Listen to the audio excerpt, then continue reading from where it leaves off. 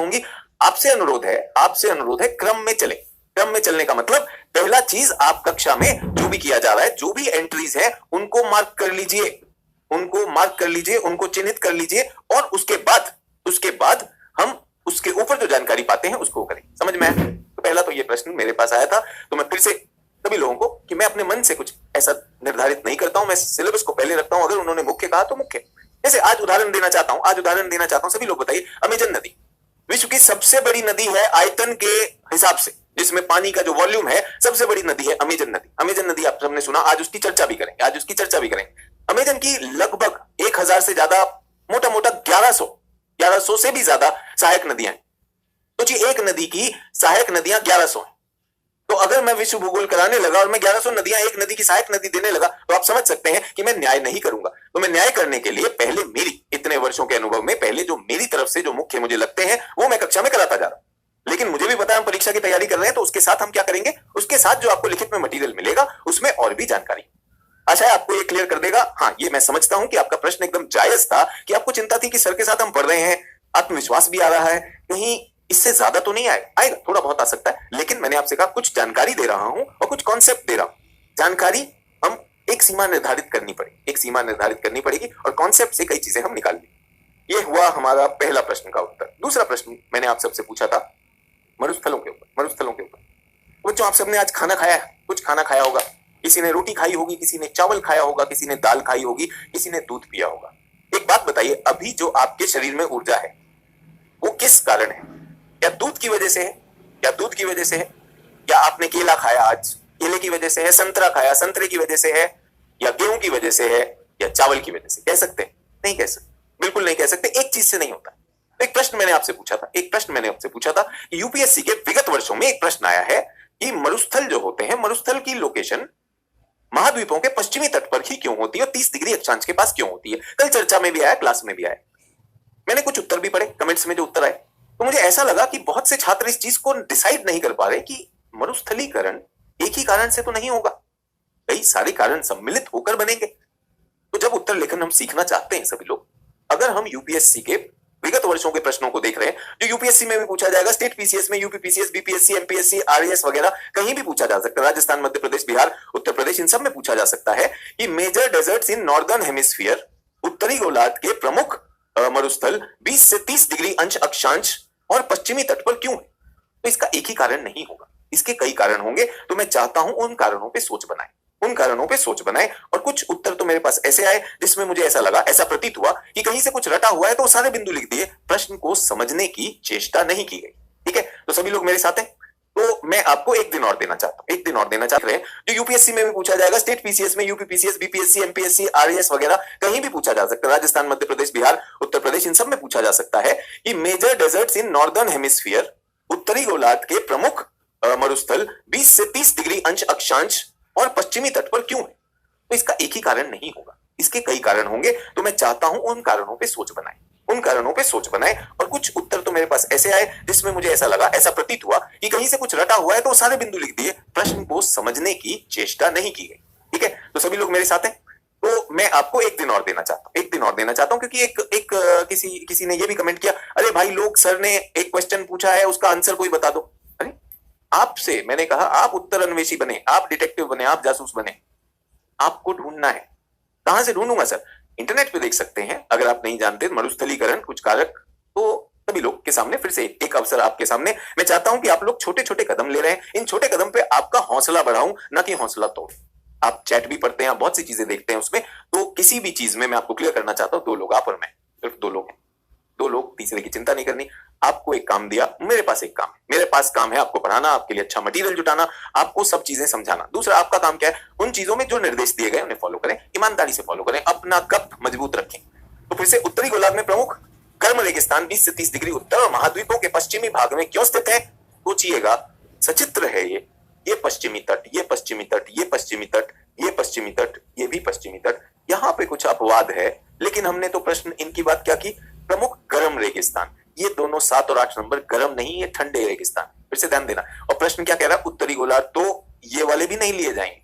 Hint दे रहा हूं, आपकी सहायता कर रहा हूं, मेरा काम है आपकी सहायता करना। इस प्रश्न का एक बार थोड़ा सा विश्लेषण थोड़ा सा दिखाते हुए कि कहां की बात हो रही है। प्रश्न को तो समझो बच्चों, जिनकी बात हो रही है उन पे प्रश्न। लेकिन जैसा मैंने कहा हिंट दे रहा हूं, उत्तर नहीं दे रहा हूं। उत्तर आएगा कल, उत्तर आएगा कल, ठीक है। सोचिएगा। एक और प्रश्न आया, तीसरा और आखिरी प्रश्न। किसी छात्र ने यह लिखा कि सर आपने बताया कि कनाडा की जो झीलें हैं वो हिमानी प्रक्रियाओं से हुई। अब तो आपको पता है, बर्फ आती है, बर्फ पीछे जाती है तो नीचे से तोड़ता हुआ जाती है, खड्ड छोड़ देती है, गर्त छोड़ देती है, जिसमें पानी भर जाता है, ठीक है, इसमें पानी भर जाता है। तो किसी ने कहा कि सर लेकिन रूस में ऐसा क्यों नहीं? अगर ये कनाडा में है तो रूस में भी तो होना चाहिए। तो बच्चों, ज्योग्राफी विज्ञान है, विज्ञान का मतलब लॉजिक।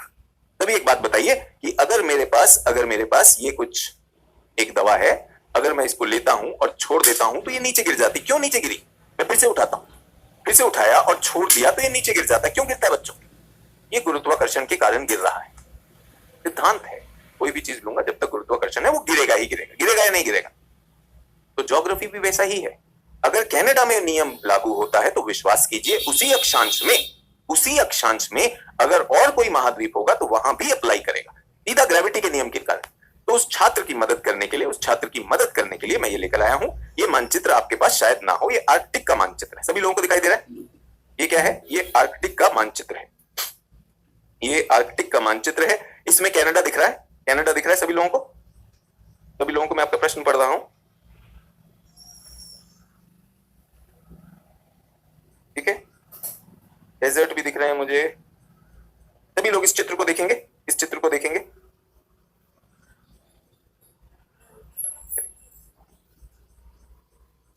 ये उत्तरी ध्रुव, ये क्या है?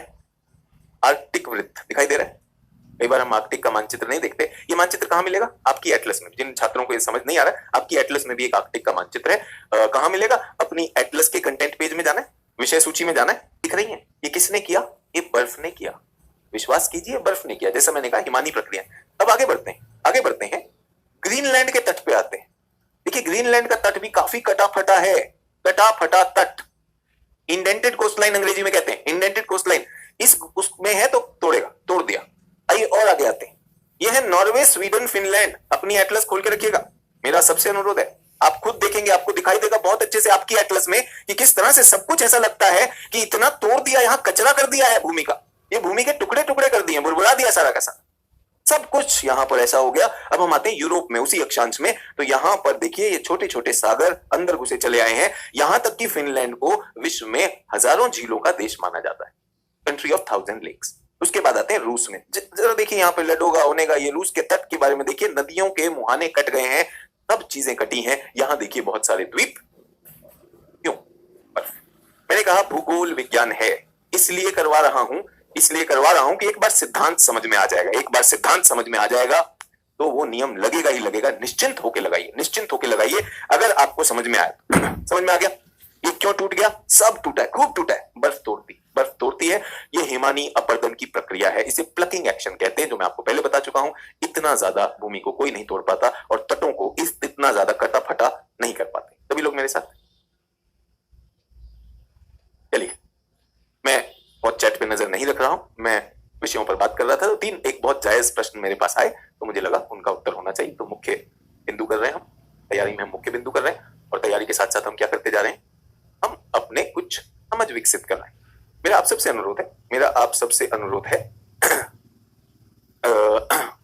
अनुरोध है कि जिस प्रक्रिया से ले जा रहा हूं उस प्रक्रिया से लड़ना बंद करें, उस प्रक्रिया का हिस्सा बने, ठीक है। कुछ चीजें दिखाता हूं, क्यों दिखाता हूं? इसलिए कि हमारे मस्तिष्क में, मनोविज्ञान का शिक्षक भी रहा हूं, छात्र भी रहा हूं। मेरा मन हुआ मनोविज्ञान पढ़ने का, तो मैंने ज्योग्राफी और एक और ऑप्शनल था। फिर मेरा मन हुआ तो यूपीएससी में मैंने एक ऑप्शनल हटाया और मैंने कहा मैं साइकोलॉजी पढ़ता हूं। तो ये हम क्या कर रहे हैं, मैं फिर से बता रहा हूं, हम विश्व के भौतिक भूगोल की प्रमुख विशेषताओं की बात कर रहे हैं। भौतिक भूगोल में आता है स्थल मंडल या स्थल आकृति, स्थल मंडल, जो कि हमने उत्तर अमेरिका का देख लिया। फिर हमने उसका थोड़ा जलमंडल भी देखने की कोशिश की। जलमंडल में हमने क्या देखा? ये भी हमने उत्तर अमेरिका का देख लिया। इसमें हमने क्या देखा? हमने देखे जलाशय, हमने सागर देखे, हमने खाड़ियां देखी, प्रमुख खाड़ी, हमने नदी देखी, प्रमुख नदी, हमने झील, जलाशय इत्यादि देखे। लेकिन इनका अभी हमने वायुमंडल नहीं किया, वो भी एक सिद्धांत है, प्रक्रिया है, वो भी आ जाएगा। अच्छा, एक और बात बताना चाहता हूं, सभी लोग ध्यान दीजिएगा, सभी लोग ध्यान दीजिएगा। इन्हीं कारणों से अगर आपको उत्तर अमेरिका का स्थल और जल थोड़ा कम समझ आया, थोड़ा कम समझ आया, देखिए आप सबकी अलग अलग परिस्थिति है ना, कोई एकदम बिगिनर है, कोई परीक्षा एक दो बार पहले दे चुका है। आज मेरे पास एक मैसेज आया कि सर मैं जो हूं 3 बार से प्रीलिम की परीक्षा दे रहा हूं और जो है मेरे 60 अंक से ऊपर नहीं जा रहे, सर मेरी मदद करिए। तो 3 बार से प्रीलिम्स की परीक्षा दे रहा है, तो सबके अपने अपने वो होंगे। तो अगर उत्तर अमेरिका में आपकी आदत नहीं है कि चित्र की तरह देखना, समझना, उसके बाद लिखना, तो मुझे कोई दिक्कत नहीं, क्योंकि इसके बाद मैं वही कार्य किस पर करूंगा? दक्षिण अमेरिका। अगर आप खुले दिमाग से बैठे हैं तो दक्षिण में समझ आएगा। कम समझ आया, थोड़ा कम समझ आया। देखिए आप सबकी अलग अलग परिस्थिति है ना, कोई एकदम बिगिनर है, कोई परीक्षा एक दो बार पहले दे चुका है। आज मेरे पास एक मैसेज आया कि सर मैं जो हूं 3 बार से प्रीलिम की परीक्षा दे रहा हूं और जो है मेरे 60 अंक से ऊपर नहीं जा रहे, सर मेरी मदद करिए। तो 3 बार से प्रीलिम्स की परीक्षा दे रहा है, तो सबके अपने अपने वो होंगे। तो अगर उत्तर अमेरिका में आपकी आदत नहीं है कि चित्र की तरह देखना, समझना, उसके बाद लिखना, तो मुझे कोई दिक्कत नहीं, क्योंकि इसके बाद मैं वही कार्य किस पर करूंगा? दक्षिण अमेरिका। अगर आप खुले दिमाग से बैठे हैं तो दक्षिण में समझ आएगा। आपको यह भी लग सकता है कि सर उत्तर अमेरिका में हम बहुत धीरे धीरे चले, क्यों धीरे धीरे चले? साथ में सिद्धांत भी देता जा रहा हूं। अब जब दक्षिण अमेरिका में आएंगे तो वही सिद्धांत देने नहीं पड़ेंगे, वो तो उत्तर अमेरिका में आगे दक्षिण अमेरिका तेज हो जाएगा। मान लीजिए आपको दक्षिण अमेरिका तक भी मजा नहीं आया, मोक्ष है नहीं मिल रहा, कोई बात नहीं, पेड़ के नीचे बैठे हैं, पर्वत पे बैठे हैं, मोक्ष नहीं मिल रहा, तब क्या करेंगे? तब हमारे पास अफ्रीका आएगा, उसके साथ भी यही नोचेंगे, अफ्रीका को भी नोचेंगे, ऐसे ही नोचेंगे, तलमंडल नोचेंगे, उसका जलमंडल, वायु भी जो नोचेंगे, जैव भी नोचेंगे। सर देखिए मैं बहुत ज्यादा स्लो लर्नर हूं सर, मेरा 3 बार में भी नहीं होता। अरे कोई बात नहीं, एक गेंदबाज के पास 6 गेंदें होती है एक ओवर में। मैं जब गेंदबाजी कर रहा हूं 3 गेंदें तो ये हो गई, चौथी गेंद यूरोप, 5वीं गेंद ऑस्ट्रेलिया और 6ठी गेंद एशिया। सारी चीजें 6 बार करवाऊंगा, 6 बार वही सिद्धांत आपके सामने आएंगे। अब आप बताइए, आप परीक्षा की तैयारी कर रहे हो, अगर आपको पहली बार ही समझ आ गया तो आप समझिए 6 बार हो जाएगा तो आप में कितना गहरा चला जाएगा। और यदि 6 बार में नहीं गया आपका, तो भाई काहे आईएएस ही बनना है, सिनेमा ज्वाइन कर लो, हीरो बन जाते हैं। जरूरी थोड़ी है कि आईएएस से ही सब कुछ होगा, खिलाड़ी बन सकते हो, हीरो बन सकते हो, वैज्ञानिक बन सकते हो। कोई चीज अगर 6 बार में समझ में नहीं आती तो भाई काहे अपने साथ टॉर्चर करना, छोड़ दीजिएगा।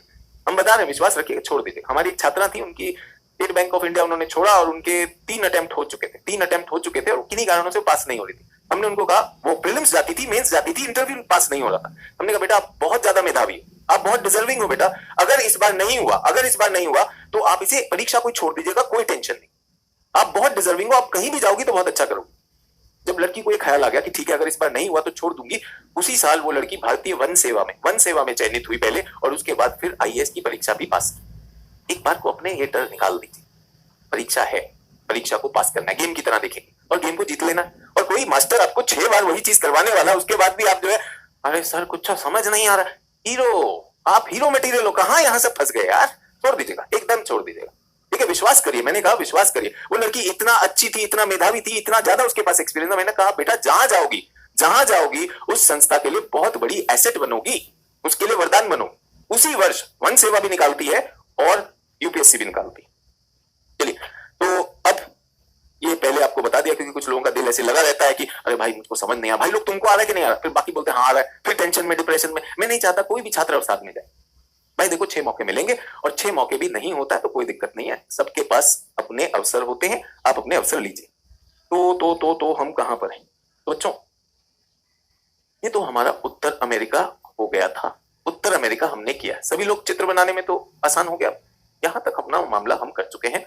इसको हमने कहा कनाडा, इसको हमने कहा संयुक्त राज्य अमेरिका और इसको हमने कहा मैक्सिको भी बल्कि यहां तक आ गया। ये भी हम गलत लिख रहे हैं तो हमें लिखना चाहिए मैक्सिको यहां पर। अब ये जो क्षेत्र है यहां पर द्वीप आते हैं, कौन से द्वीप हैं? कैरिबियन द्वीप है और इसको कहा जाता है सेंट्रल अमेरिका। तो आज हम क्या करेंगे, पहले इनके बारे में समझेंगे, इनसे जुड़ी कुछ चीजें जानेंगे, उसके बाद हम दक्षिण अमेरिका चलेंगे। पहले हम इनका परिचय कर लेंगे, इनकी स्थिति, इनमें क्या मुख्य चीजें हैं, वो सारी चीजें हो जाएंगी। ठीक है, और जब ये हो जाएगा तो फिर आज हम जलवायु के सिद्धांत भी करने की कोशिश करेंगे।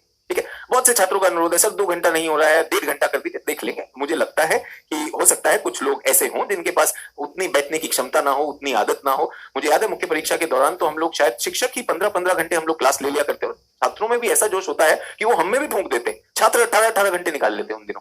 तो मैं समझ सकता हूँ सब छात्रों का अलग अलग क्षमता है, तो उसको मैं ध्यान रखते हुए मैं क्लास को जल्दी खत्म कर दूंगा। ठीक है, चलिए नेक्स्ट पे आ जाए। तो अब हम कहां पर हैं जल्दी से देखेंगे। यहां पर तो सभी लोग ये चित्र बना लेंगे और यहां पर हमारे 7 देशों को हमको देखना है। 7 देशों को हमको देखना है। 7 देशों में मैं आपको याद करने के लिए बिग हैन, बड़ी मुर्गी याद रखता हूं मैं जनरली। हर शिक्षक का एक अलग चीज होता है, एक अलग तरीका होता है, तो मुझे बिग हैन से अच्छा याद रहता है। बिग से आता है बेलीज, बेलीज और ग्वाटेमाला। बड़ी मुर्गी ग्वाटेमाला। एक तरह से मुर्गी की गर्दन भी लगती है मुझे, वो मुर्गी की गर्दन। और जिन लोगों को लगा रहे मुर्गी की गर्दन काट दी, शाकाहारी लोग बुरा मानना, कटेगी गर्दन, कटेगी, सबकी कटेगी। ठीक है, तो बेलीज ग्वाटेमाला। उसके बाद क्या है? उसके बाद क्या है? होंडुरास, होंडुरा, एल सेल्वाडोर HEN और निकारागुआ, निकारागुआ।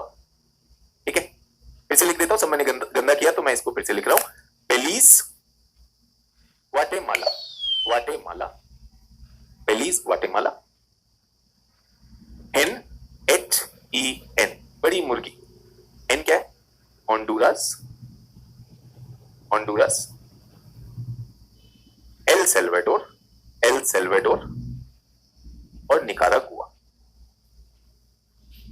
ठीक है, सभी लोग एक बार जुबान पे लाने के लिए जल्दी से बेलीज ग्वाटेमाला, होंडुरा, एल सेल्वाडोर और निकारागुआ। बिग हैन, बिग हैन। यहां तक ठीक है? यहां तक ठीक है? चलिए, तो ध्यान देंगे सभी लोग। 2 और हैं, छठा और 7वां। मैं उसको एक परिप्रेक्ष्य में रखना चाहता हूं ताकि आपको याद रहे, ताकि आपको याद रहे। ठीक है, मैं कोई चैट नहीं देख रहा हूं क्योंकि आपके बहुत अजीब अजीब से सवाल आने लगेंगे। ऐसा हो जाता है कि कौन बनेगा करोड़पति, बनने लगता है कि हमने ना भूगोल देखा ना कुछ, बैठे बैठे कल्पना। तो क्या है? कोस्टा रिका है, कोस्टा रिका और 7वां पनामा, पनामा।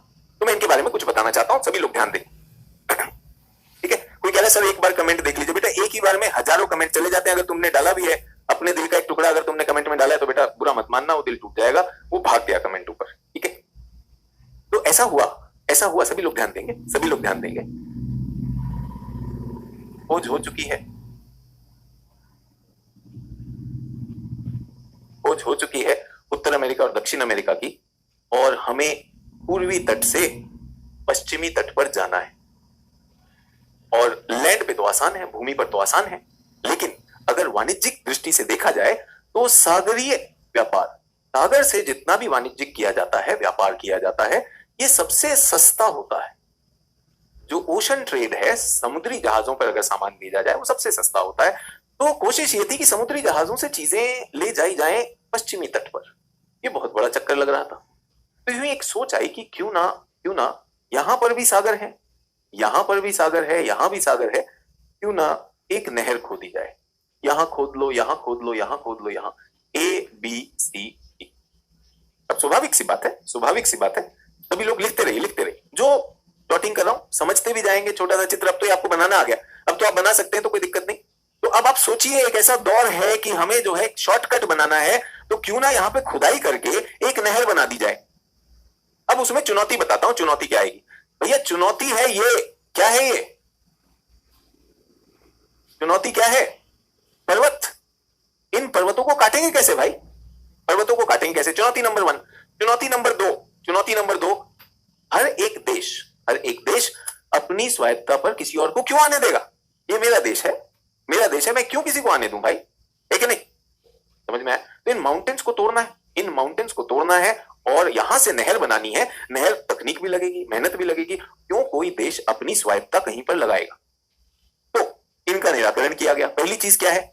सबसे संकरा क्षेत्र निकला कोस्टा रिका और पनामा, कोस्टा रिका और पनामा। अब चयन इनमें होना है, लेकिन कोस्टा रिका में क्या है, अभी भी चट्टानें ज्यादा है, और पनामा में कुछ क्षेत्र ऐसा है जहां मैदान भी है, चट्टान यहां भी थी। तो निर्णय क्या हुआ? पनामा में नहर बनाई जाएगी।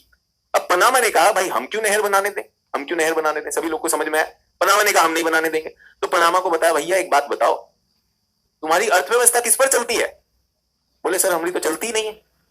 तो बोले आप सोचो तो सही, नहर से आपको कितना लाभ होगा।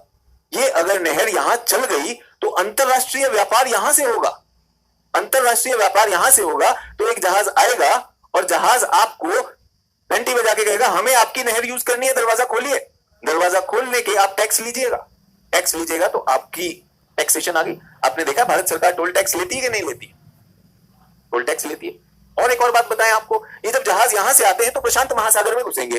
प्रशांत महासागर दुनिया का सबसे बड़ा महासागर है। वो कहीं भी जा रहे हो, उसके बाद फिलीपींस जा रहे हो, दक्षिण अफ्रीका जा रहे हो, उनको ईंधन चाहिए होगा, तेल चाहिए होगा, होगा या नहीं होगा?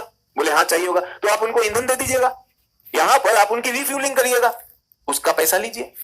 मान लीजिए यहां पर किसी भी प्रकार का रिपेयर होना है, रिपेयर वर्क भी आप यहां पे टेक्नीशियन रखिए। उन जहाजों को खाना चाहिए होगा, रसद चाहिए होगी, खाना रसद सब आप रखिए। पनामा को मामला समझ आ गया, पनामा को मामला समझ में आ गया। और मैं आपको बता देना चाहता हूं अभी सभी लोगों को ध्यान दीजिए, पनामा की 50% आबादी, 50% उस देश की आबादी प्रत्यक्ष या अप्रत्यक्ष रूप से नहर के कार्यों से जुड़े हुए नौकरियों में, व्यवसायों में लगी हुई। ये बहुत इंपॉर्टेंट होता है।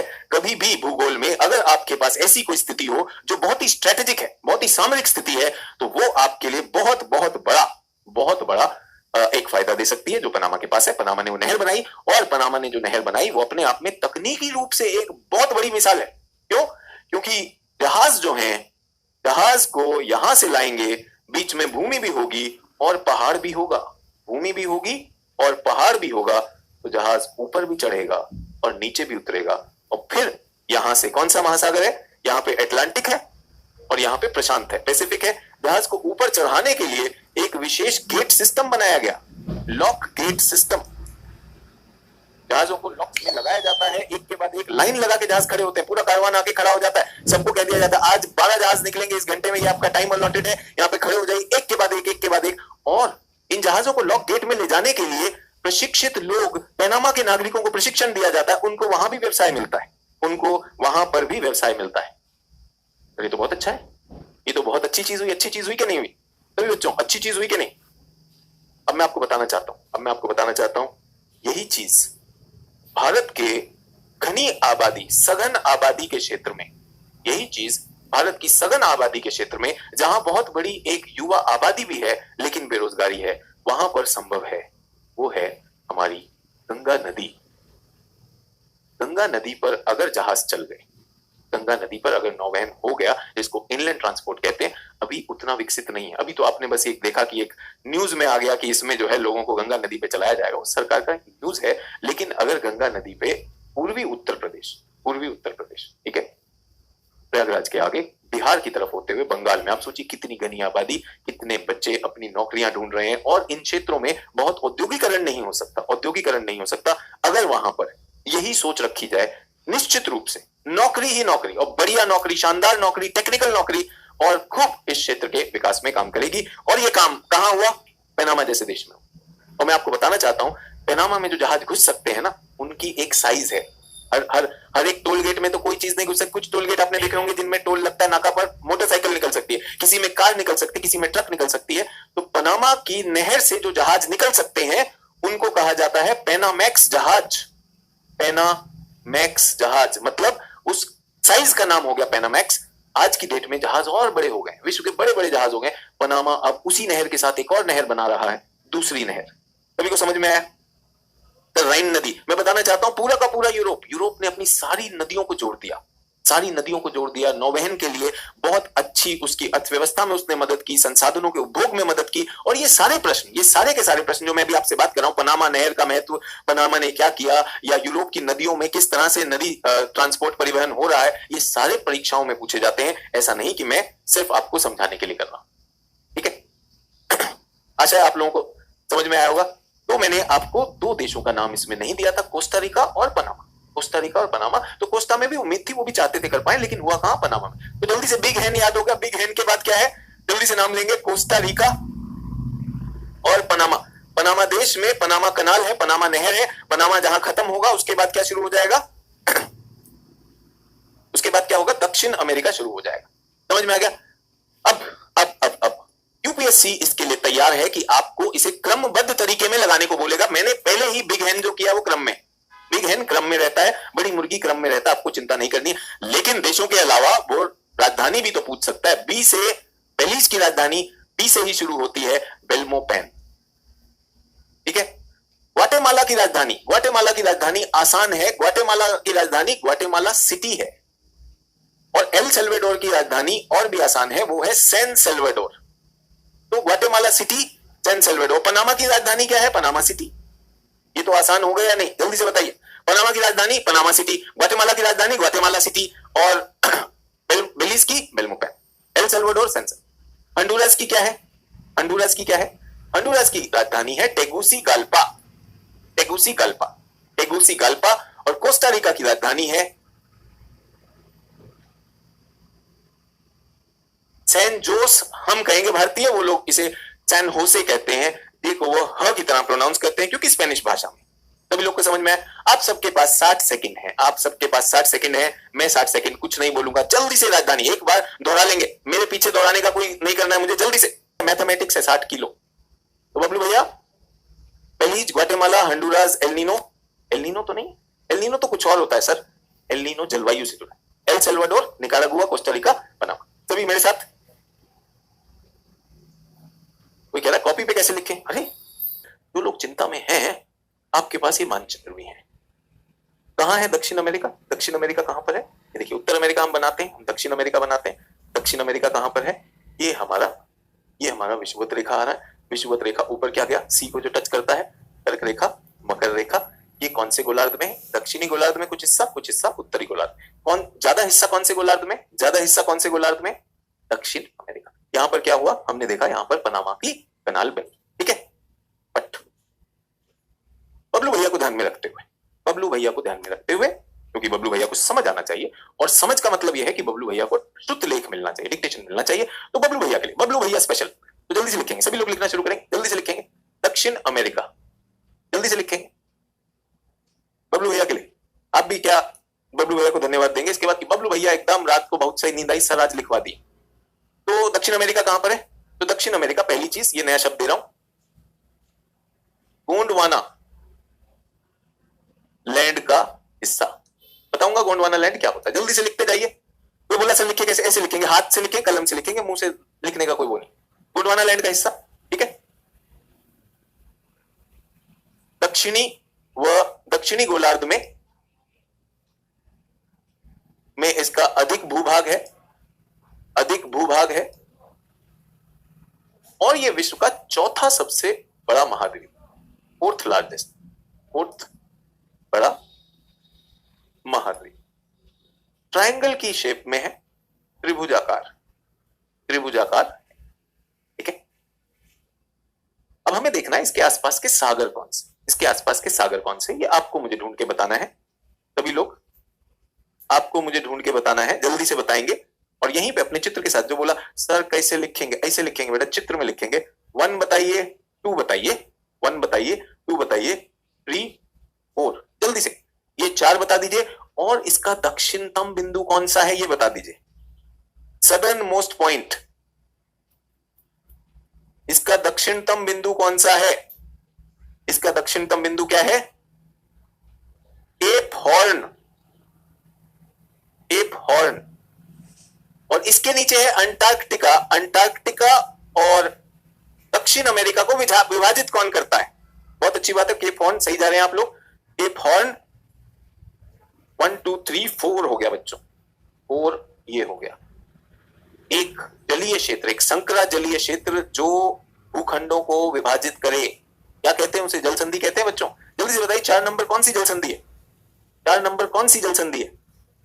बहुत अच्छा, बहुत सही जवाब दे रहे हैं अधिकांश लोग, एकदम सही कह रहे हैं। ये मैक्सिको की खाड़ी है, ये कैरेबियन सागर है, ये अटलांटिक है, बहुत अच्छा, ये प्रशांत है, बहुत अच्छा। अब मैं पूछ रहा हूं इस जल संधि का नाम, ड्रेक्स पैसेज, बेटा ये प्रश्न में पूछूंगा। और सदर्न मोस्ट पॉइंट कौन सा है बच्चों? सदर्न मोस्ट, ये प्रशांत है, बहुत अच्छा। अब मैं पूछ रहा हूं इस जल संधि का नाम, केप हॉर्न, और इसके नीचे है अंटार्कटिका। और दक्षिण अमेरिका को विभाजित कौन करता है? बहुत अच्छी बात है, केप हॉर्न, सही जा रहे हैं आप लोग। केप हॉर्न 1 2 3 4 हो गया बच्चों, 4 ये हो गया। एक जलीय क्षेत्र, एक संकरा जलीय क्षेत्र जो भूखंडों को विभाजित करे, क्या कहते हैं उसे? जल संधि कहते हैं बच्चों। जल्दी से बताइए 4 नंबर कौन सी जल संधि है? 4 नंबर कौन सी जल संधि है? बहुत अच्छा, बहुत सही जवाब दे रहे हैं अधिकांश लोग, एकदम सही कह रहे हैं। ये मेक्सिको की खाड़ी है, ये कैरेबियन सागर है, ये अटलांटिक है, बहुत अच्छा, ये प्रशांत है, बहुत अच्छा। अब मैं पूछ रहा हूं इस जल संधि का नाम, इस जल संधि का नाम ड्रेक्स पैसेज। ड्रेक्स पैसेज बेटा ये प्रश्न में पूछूंगा। और सदर्न मोस्ट पॉइंट कौन सा है बच्चों? सदर्न मोस्ट पॉइंट है केप हॉर्न, दक्षिणस्थ। सर कैसे लिखना है? जिस भी छात्र ने पूछा था मुझे नाम नहीं पता आपका, सोनू मोनू पप्पू बबलू, कुछ फर्क नहीं पड़ता है, सारे सोनू मोनू पप्पू बबलू ऐसे लिख लीजिए, कोई दिक्कत है? सर पर ये ना सर अनुच्छेद की तरह नहीं है, तो अनुच्छेद क्यों चाहिए? आपको तो जानकारी है, समझ चाहिए, वो चाहिए, ठीक है। अच्छा कुछ लोग यहाँ पे मैगेलन लिख रहे हैं, मैगेलन बेटा मैगेलन अभी बताऊंगा। ड्रेक्स पैसेज क्या है? जो दक्षिण अमेरिका और अंटार्कटिका,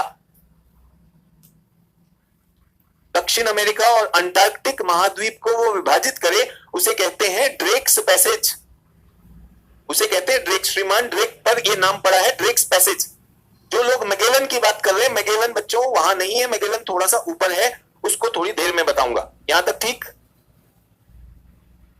कोई कह रहा है सर थोड़ा स्लो चित्र बनाया करिए। बच्चों मैं तो अपनी गति पर ही बनाऊंगा चित्र। हाँ आपके लिए स्क्रीन पे मैं रुक सकता हूं, ऐसे रुक सकता है बच्चे, मेरे को क्यों स्लो कर रहे हैं?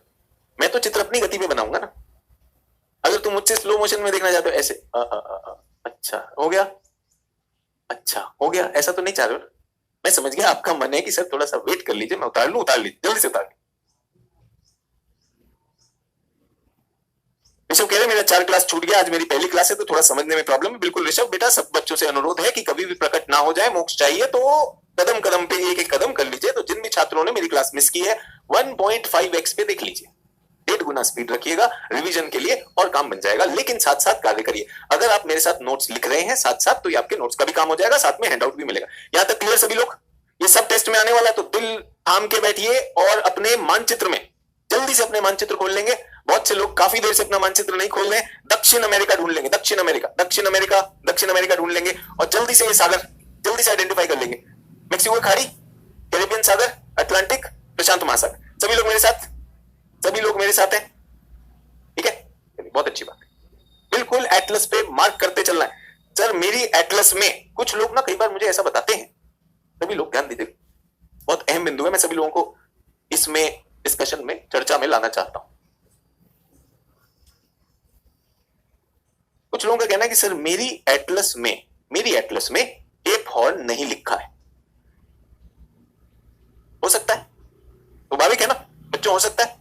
सर मेरी एटलस में लिखा नहीं है इसलिए मेरा आत्मविश्वास कम हो रहा है। बिल्कुल सही कह रहा है, बिल्कुल सही कह रहा है, आत्मविश्वास कम हो रहा है। तो अब क्या करें? फिर नई एटलस लेकर आओ, फिर 2 एटलस हो जाएंगी। फिर एक बिंदु ऐसा भी आएगा कि मैं कुछ बताऊंगा वो उस एटलस में भी नहीं है, फिर क्या करेंगे? तीसरी ले आएंगे। आसान तरीका क्या है? आसान तरीका बच्चों मैं बताना चाहता हूं, सभी लोग ध्यान दीजिएगा।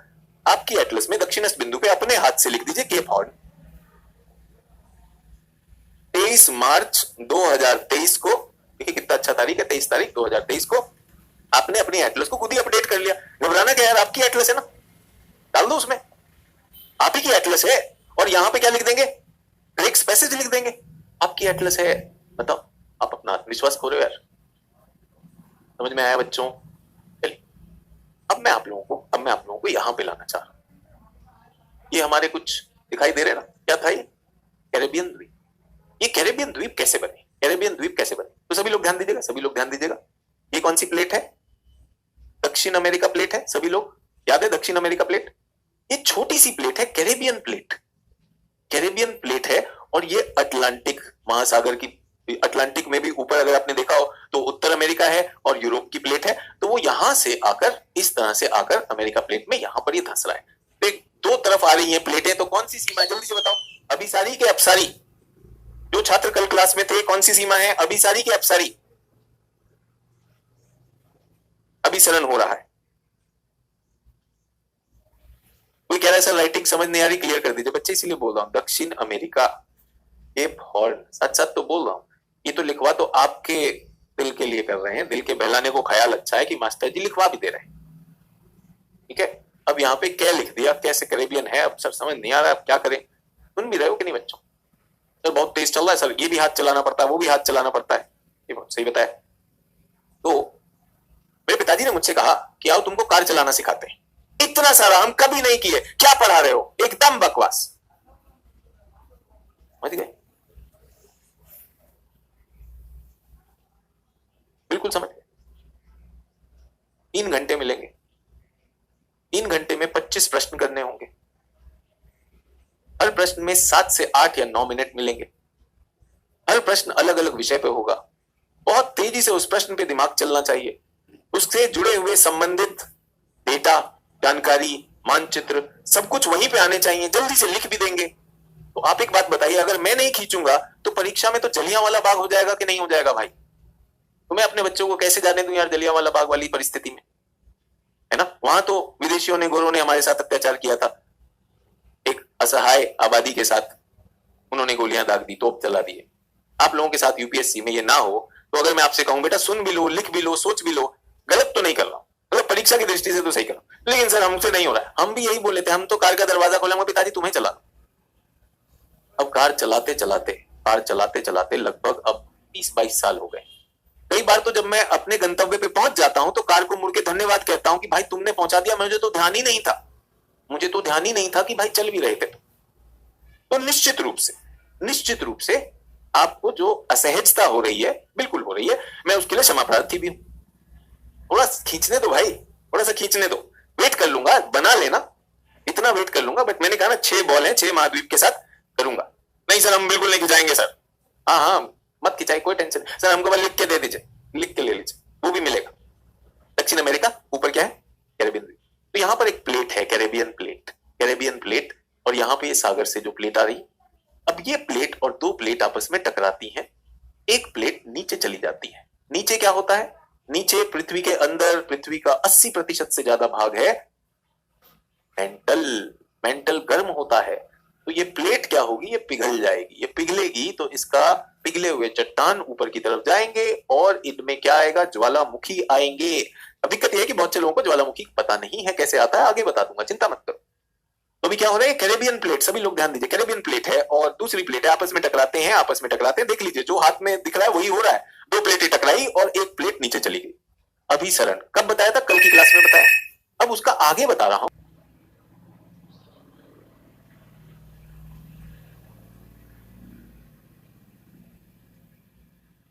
और एक प्लेट, और इनमें क्या आएगा, ये कि बहुत से लोगों को ज्वालामुखी पता नहीं है कैसे आता है, आगे बता दूंगा, चिंता मत करो। तो भी क्या हो रहा है, कैरेबियन प्लेट, सभी लोग ध्यान दीजिए, कैरेबियन प्लेट है और दूसरी प्लेट है, आपस में टकराते हैं, देख लीजिए जो हाथ में दिख रहा है वही हो रहा है। 2 प्लेटें टकराई और एक प्लेट नीचे चली गई। अभिसरण कब बताया था, कल की क्लास में बताया। अब उसका आगे बता रहा हूं कि जब एक प्लेट नीचे जाती है, अंदर बहुत गर्मी है तो पिघल जाती है, पिघलती है तो उसका मैग्मा ऊपर आता है, ऊपर क्या है, सागर है। सागर तो ठीक है, सागर के नीचे है, अभी तो ये पता नहीं कि कहां पर है, लेकिन जैसे जैसे मैग्मा सतह पे आएगा तो बच्चों क्या निकल के आएगा पानी में से बाहर, क्या बना, जल्दी से बता दो स्मार्ट बच्चे, क्या बना? अगर पानी में सडनली एक थोड़ा सा पृथ्वी का हिस्सा आता है तो क्या कहलाएगा, द्वीप। सभी को समझ में आया ये कैसे बने ये द्वीप, कैसे बने ये द्वीप? ये प्लेट ऐसे जा रही है, अभिसरण हो रहा है, ये प्लेट नीचे चलती जा रही है और ऊपर आ जाएगी, ठीक है। जब पहले दिन कार चलाई तो मेरी माता ने पूछा कि कैसा लगा, मैंने कहा बिल्कुल अच्छा नहीं लगा, आज बिल्कुल सेटिस्फाइंग नहीं था, समझ नहीं आया था, पैर देखें तो आपको भी लग सकता है, स्वाभाविक है। इसे चित्र भी बनाना है, सोचना है, क्लास के एंड में टेस्ट भी देते हैं और 15/15 नहीं है तो फेल भी करते हैं, मास्टर है क्या है, सब आपसे बहुत ज्यादा उम्मीद रख रहा हूं, आपसे बहुत अपेक्षा रख रहा हूं, क्योंकि ये अपेक्षा जब मैं छात्रों से रखता हूं तो मैंने आपसे कहा वो लड़की छोड़ देती उस अटेम्प्ट के बाद, पक्का नहीं देने वाली थी, दोनों चीजें पार हुई। अगर मैं नहीं अपेक्षा रखूंगा तो कहेगा शिक्षक, क्यों बबलू कुछ समझ आ रहा है कि नहीं आ रहा है? पता नहीं बबलू बचा भी है कि खत्म हो गए। चलिए ये समझ में आ गया,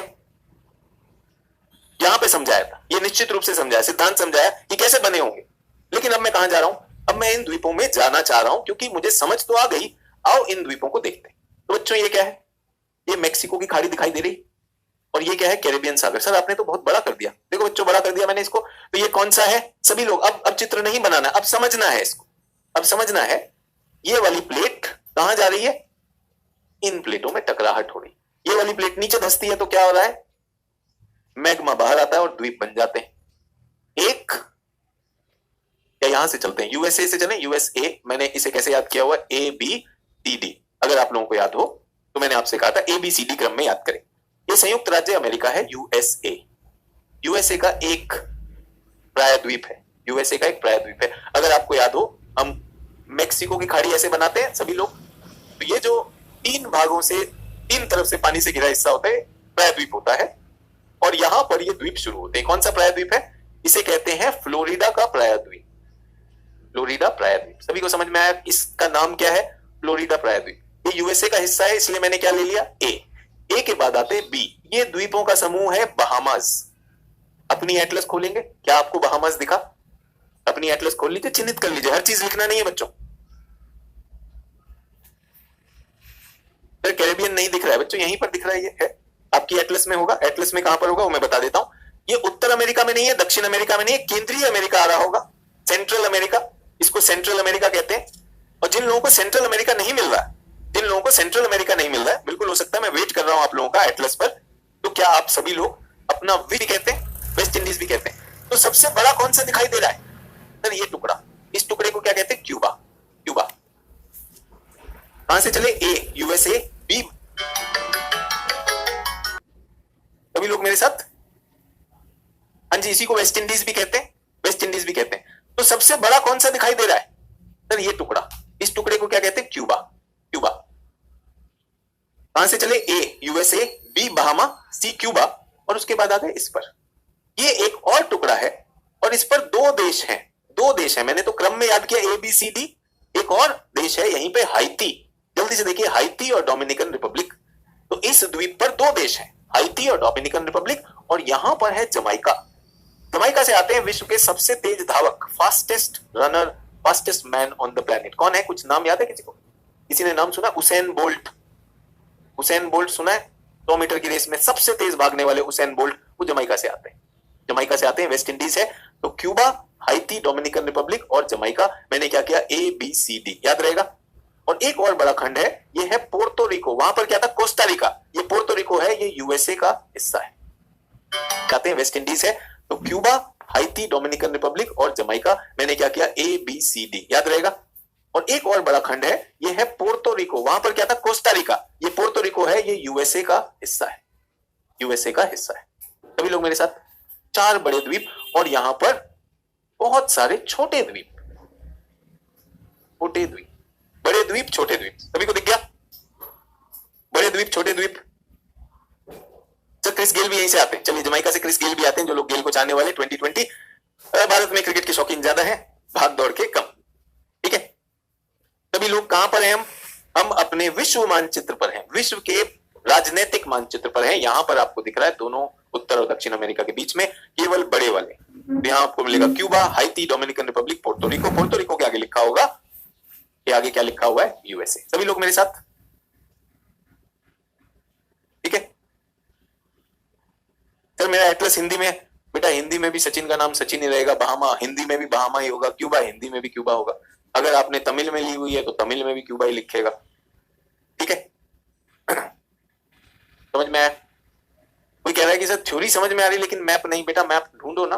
बात यह है कि हमें मैप देखना ही नहीं आता, तो मैं क्या कर रहा हूं? आपको एक नजर दे रहा हूं, वेट कर रहा हूं। बेटा ये ढूंढो तो सही। क्यूबा कह रहा है मैप समझ नहीं आ रहा, खोल तो। क्यों गलत नहीं कर रहे हैं, वो आपकी मेमोरी में जाने वाला है। वेट कर रहा हूं, वेट कर रहा हूं।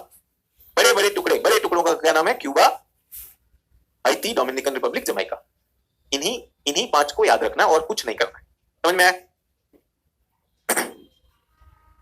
यहां तक आ गए?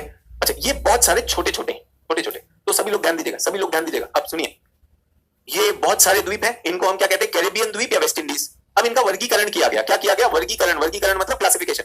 ये जो बड़े वाले हैं, बड़े टुकड़े दिखाई दे रहे हैं, बड़े टुकड़े और छोटे टुकड़े, इनका वर्गीकरण किया गया इन आइलैंड्स को। इसमें बहामा नहीं है, बहामा को बाहर कर दिया, बी से बहामा, बी से बाहर, बाहर है बहामा, बहामा इसका हिस्सा नहीं है। तो इस वेस्ट इंडीज में, कैरेबियन में, बड़े वालों को कहा ग्रेटर और छोटे वालों को कहा लेसर, वृहत और लघु। वृहत और लघु, ग्रेटर आइलैंड भी कह सकता हूं, लेसर आइलैंड भी कह सकता हूं। इनके पास एक शब्द है उसके लिए, एंटाइल। एंटाइल, ग्रेटर एंटाइल और लेसर एंटाइल, चलेगा? समझ में आ गया? सिर्फ नामकरण किया गया, बहुत सारे द्वीप थे, उनको याद करना मुश्किल था, तो प्रमुख क्या है? प्रमुख हमने एबीसीडी से देख लिया, वहां से चले यूएसए, उसके बाद आ गया बहामा, बहामा बाहर है, बी फॉर बाहर, फिर क्यूबा और D Dominican Republic. Dominican Republic जो है ये विभाजित है, ये द्वीप जो है ये विभाजित है, और इस पर दो आ जाते हैं, हाइती और डोमिनिकन रिपब्लिक, और ये जमाइका है, ठीक है। और यहां पर पोर्टोरिको, पोर्टोरिको ये सब आजाद देश है, लेकिन पोर्टोरिको यूएसए का हिस्सा है। समझ में? इस कैरेबियन देशों में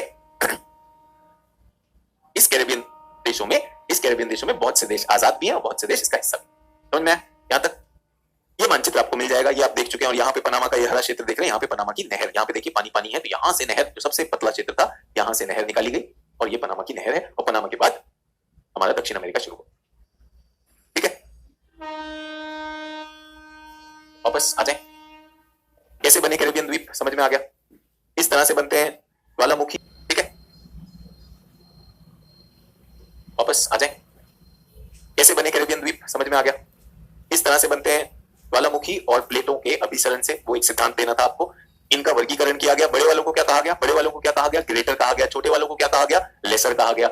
ए बी सी डी, ये क्या है? मैक्सिको की खाड़ी, ये क्या है? कैरेबियन सागर, और यहाँ पे कौन सी नहर है? पनामा नहर। उस तरीका में नहीं गई। 7 देश हैं, 7 देश हैं, ठीक है।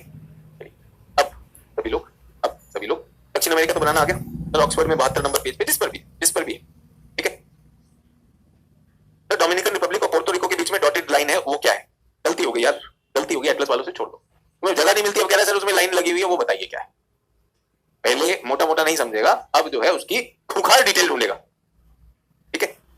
सर क्यूबा संकट के बारे में हो जाए तो पैक भी लगा लेते हैं, भूगोल करा दे, क्यूबा संकट अंतरराष्ट्रीय संबंध के लिए छोड़ दें। क्यूबन मिसाइल क्राइसिस, जब शीत युद्ध की बात होगी तो आपके वो शिक्षक करा देंगे। सर क्यूबा पे हो जाए चर्चा, वापस आ जाए। चलिए, इतनी जल्दी नहीं फंस रहा हूं मैं आपके जाल में, आप जल्दी से ये बनाएंगे। ये तो हमने सिखाया हुआ है, 2 कदम। अभी कोई नया नया आया, वो एकदम से घबरा रहा होगा। बहुत से छात्र ऐसे, यार ये मानचित्र कैसे बनाते हैं? ये मानचित्र हमने पहले दिन सिखा दिया था, तो आपकी मदद हो जाएगी। उनको मानचित्र में दिक्कत आएगी जो लोग अचानक प्रकट हुए हैं, अवतरित हुए हैं, जो अवतार लेते हैं, उनके लिए थोड़ी सी दिक्कत है। बाकी लोग मेरे साथ हैं, चलिए अब हम क्या करने वाले हैं? जो हमने उत्तर अमेरिका में किया, उत्तर अमेरिका में स्थलमंडल ढूंढा था। जल्दी से बताओ, स्थलमंडल में क्या चीज ढूंढते हैं हम? क्या चीज ढूंढते हैं हम? ये क्या है? जल्दी से बताइए, किसके चिन्ह है? जल्दी से बताइए किसके चिन्ह है? ये 3 चिन्ह क्या है? जो भी स्मार्ट स्टूडेंट होंगे वो अब तक समझ गए होंगे कि अरे यार जल्दी से दक्षिण अमेरिका का भौतिक मानचित्र खोलो, अब तो हमें इसके पर्वत पठार मैदान देखने। बिल्कुल सही जा रहे हो, बिल्कुल सही जा रहे हो, ये वाला मानचित्र खोल लो। और बढ़िया से क्या आप देख पा रहे हैं, इस मानचित्र में पश्चिमी तट पर एक भूरी रेखा है, इतना भूरा है, इतना भूरा है ये। तो ये क्यों है? पर्वत है। कौन से पर्वत है? एंडीज पर्वत, इन पे कल चर्चा हुई थी। तो सभी लोग, जो लोग मुझसे आज नए जुड़े हैं, पहली चीज तो आपको मानचित्र नहीं बनाना आता, और आप अचानक बीच में प्रकट हो जाएंगे, भाई ये वाला हमको समझ नहीं आ रहा, 4 क्लास हो चुकी है, प्लीज वो करिएगा। बाकी लोग जो मेरे साथ हैं, क्या आप समझते हैं कि ये बनाना पड़ेगा? बना दें, जल्दी से बना दें। सभी लोग बनाएंगे जो मैं बना रहा हूं, और आप देखेंगे मैं मानचित्र के बाहर निकल गया हूं। ये पर्वत श्रेणी बना दीजिए जल्दी से। अब कोई चैट नहीं चाहिए, मुझे पता बहुत से छात्र जो है बहुत बिल्कुल सीरियस है, वो ये सब पढ़ भी नहीं रहे। ये हो गया। ये कौन सा है? एंडीज पर्वत श्रृंखला। एंडीज पर्वत श्रृंखला कैसे बनी है? कैसे बनी है? अभिसारी सीमा है। कौन सी प्लेट है? नाजका प्लेट, नाजका प्लेट, ठीक है, बहुत अच्छी बात है। अभी सब लोगों से मैं पूछना चाहता हूं, ये जो मैं बनाता हूं, आप देखेंगे नीचे में एक ट्रायंगल लगाता हूं, ये एक द्वीप है एकदम दक्षिण में, इसका नाम बताएगा कोई? जल्दी से, एकदम दक्षिण में एक द्वीप है। जल्दी से एटलस में देखेंगे क्या है। कितने लोगों को ये लिखा हुआ मिल रहा है? टेरा डेल फ्यूगो मिल रहा है। दक्षिण में क्या है? टेरा डेल फ्यूगो मिल गया। जो भी आप नाम दे रहे हैं, इसको ढूंढिए, टेरा डेल फ्यूगो। कुछ लोग कह रहे हैं फॉकलैंड आइलैंड, ये बच्चों फॉकलैंड है।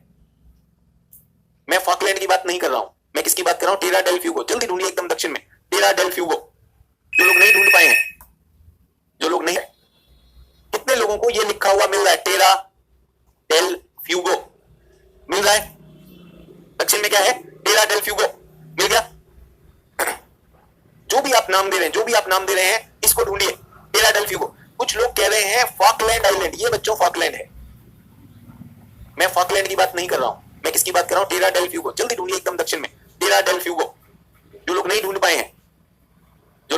पाए हैं, उन बच्चों के लिए ये देखिए, ये वाला जो हिस्सा है, ये है टेरा डेल फ्यूगो, ये टेरा डेल फ्यूगो है यहां पर, और इसमें इन दोनों के बीच में जलाशय है, पतला गैप है। टेरा डेल फ्यूगो मिला सभी लोगों को?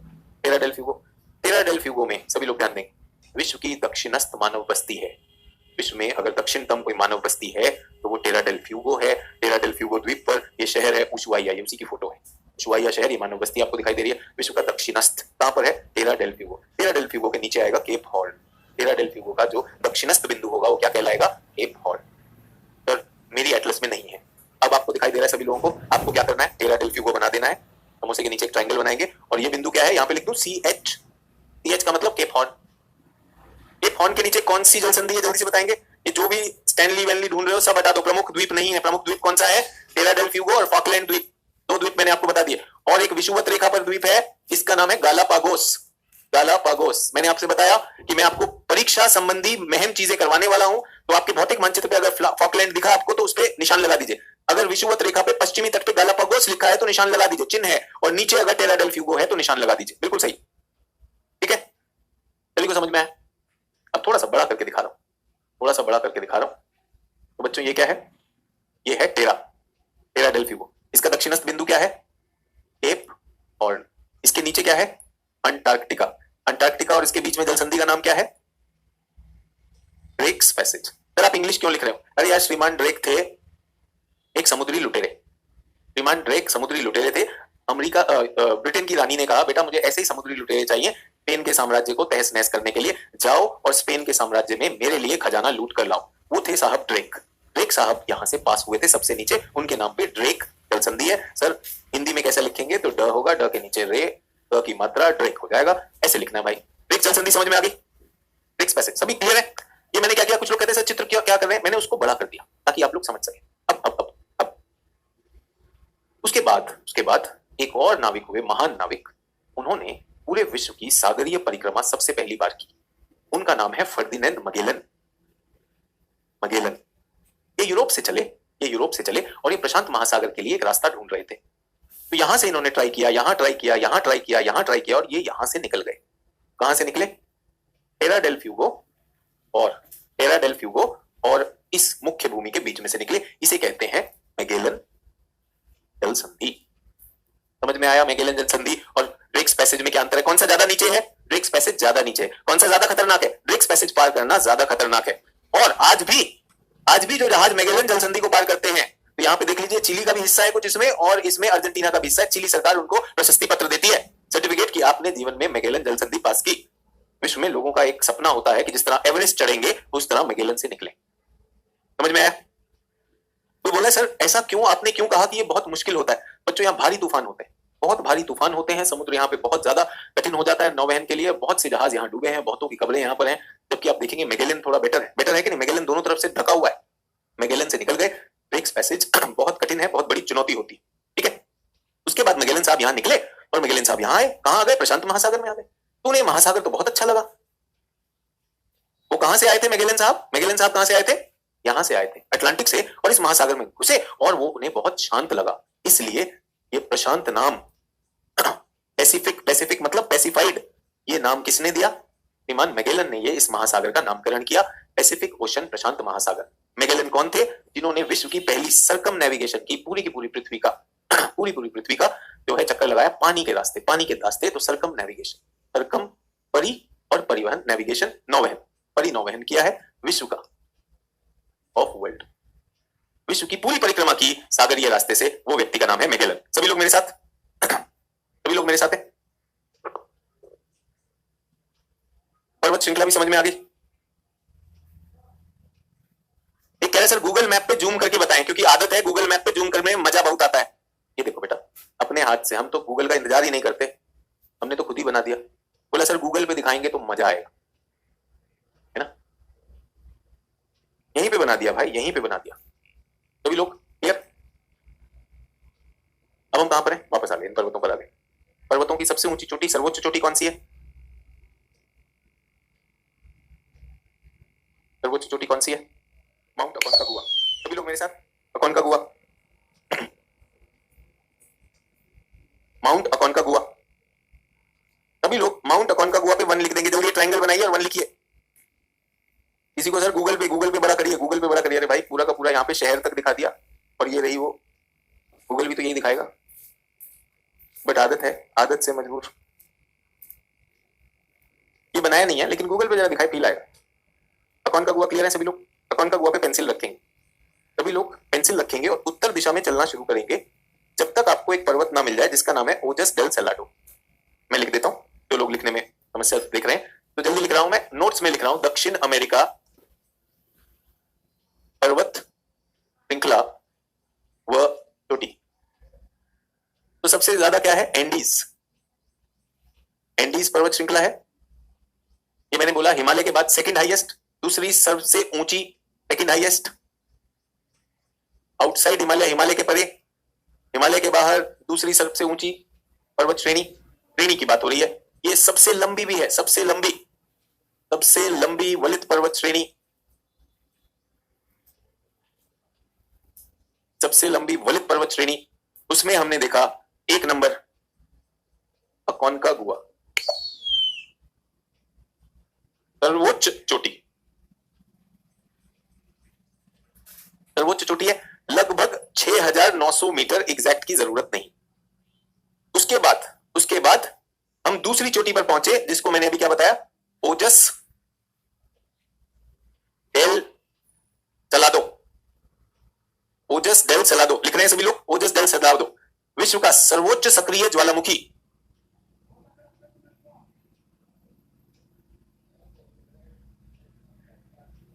विश्व का सर्वोच्च सक्रिय ज्वालामुखी।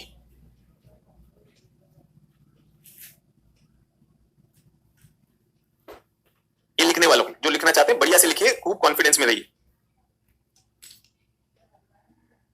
ओजस डेल सेलाडो नीचे है एनको हुमा से, मधु गौतम जी लिख रही है एनको हुमा, मधु गौतम जी बात कर रही है एनको हुमा की, ये बात कर रही है एनको हुमा की। क्या हमने एनको हुमा कहा? क्या हमने एनको हुमा कहा बच्चों? हमने तो अकोनकागुआ कहा, हमने तो एनको हुमा कहा ही नहीं। ये कहीं से पढ़ी हुई है, इन्हें किसी ने बताया एनको हुमा सबसे ऊंची चोटी है, तो ये एनको हुमा सोच रही है। अकोनकागुआ जो मैं पढ़ा रहा हूं उस पर ध्यान दीजिए, एनको हुमा गूगल कर लीजिएगा, 6400 मीटर पर है, ठीक है, कहां पर है? उधर है। तो बेकार में जो लिमिटेड थोड़ी बहुत जानकारी कहीं से हमने कहा ना, रट हम इतना लेते हैं एकदम से अंदर से उबाल मारता, अभी उल्टी कर दे, अभी उल्टी कर दे, मत करो, ठीक है। ओजस डेल सेलाडो नहीं मिल रहा, कुछ छात्रों को नहीं मिल रहा, इसीलिए ये चित्र बनाते हैं, बना लिया, ठीक है। यहां पर आ गए और यहां पर 3 और 4 लिख देना है, 3 और 4, 3 और 4। मैंने उस महाद्वीप पे भी 4 चोटियां बताई थी, उस महाद्वीप पर भी 4 चोटियां बताई थी, और इस पर भी हम 4 चोटियां। ये क्या है? विश्व का सबसे ऊंचा सक्रिय ज्वालामुखी, एक्टिव वोल्केनो। ये अकोनकागुआ क्या है? हिमालय के बाहर की सबसे ऊंची चोटी और एंडीज की सबसे ऊंची चोटी। और ये क्या है? ये दोनों के दोनों सुप्त ज्वालामुखी हैं, ये हो चुके हैं, सो चुके हैं। इक्वेडोर में 2 चोटियां हैं, इक्वेडोर नाम का एक देश है जो इक्वेटर पर है। नाम बताइए इन दोनों चोटियों का, कितने लोगों को पता है? 3 और 4, कितने लोगों को पता है 3 और 4 में कौन सा नंबर, क्या नाम आता है? कुछ लोगों को याद है, बिल्कुल सही कह रहे, कोटोपाक्सी, कोटोपाक्सी। और उसके बाद कोटोपाक्सी, जल्दी से ढूंढेंगे, जाएंगे इक्वेडोर पे जाएंगे, चिम्बरोजा, चिम्बरोजा, चिम्बरोजा या चिम्बरोजो, मिल गए सभी लोगों को। सवाल यह आता है कि दक्षिण अमेरिका की सर्वोच्च चोटी किस देश में है? तो ये अर्जेंटीना देश में है। कौन से देश में है? अर्जेंटीना देश में है। सभी लोग मेरे साथ, क्या हमने यही कार्य उत्तर अमेरिका में भी किया था बच्चों? उत्तर अमेरिका में भी यही किया था। अब एक बात बताइए, आपको मानचित्र में मान लीजिए नहीं मिलता, आपने तो अपना खुद ही का मानचित्र बना लिया, ये आपके दिमाग में छपा हुआ है, ये आपके दिमाग में छपा हुआ है, अपनी एटलस में नीचे डाल लीजिए, भाई ये केप हॉर्न है, ये टेरा डेल फ्यूगो है, ये फॉकलैंड है। फॉकलैंड पे आप देखेंगे यहां पे लिखा होगा आपकी एटलस में यूके, ये ब्रिटेन का है।